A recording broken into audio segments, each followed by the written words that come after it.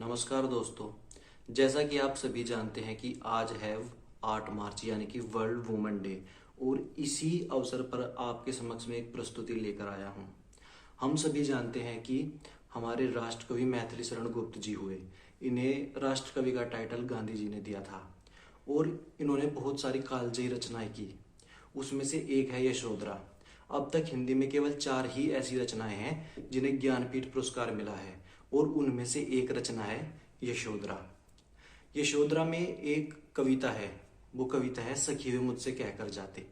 दरअसल यहाँ पर जब सिद्धार्थ थे, जो गौतम बुद्ध थे, जब वो अपने पुत्र राहुल को अपनी पत्नी के पास छोड़कर, पत्नी उनकी थी यशोधरा, माता यशोधरा, उनके पास छोड़कर चले जाते हैं, तो उनके दिल पर क्या बीतती है, उनकी मनोव्यथा क्या होती है, वह अपनी एक सखी से बताती हैं। और इसी का ही बहुत मार्मिक वर्णन मैथिली शरण गुप्त ने अपनी जो महाकाव्य है यशोधरा उसमें किया है और उसी की एक कविता है सखी वो मुझसे कहकर जाते। वही मैं आपको अभी सुनाने वाला हूँ। ये बहुत ही मार्मिक रचना है और ध्यान से सुनिएगा। सखी वे मुझसे कहकर जाते, कह तो क्या मुझको अपनी पतबाधा ही पाते। मुझको बहुत उन्होंने माना, फिर भी क्या पूरा पहचाना।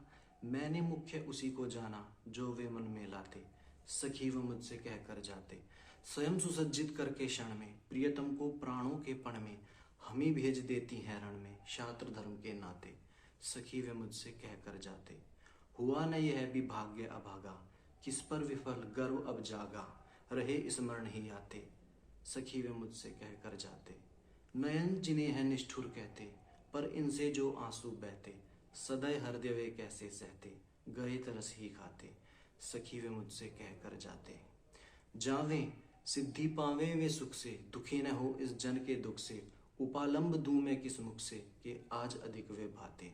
सखी वे मुझसे कहकर जाते, गए लौट भी वे आवेंगे, कुछ अपूर्व अनुपम लावेंगे, रोते प्राण उन्हें पावेंगे, पर क्या गाते गाते।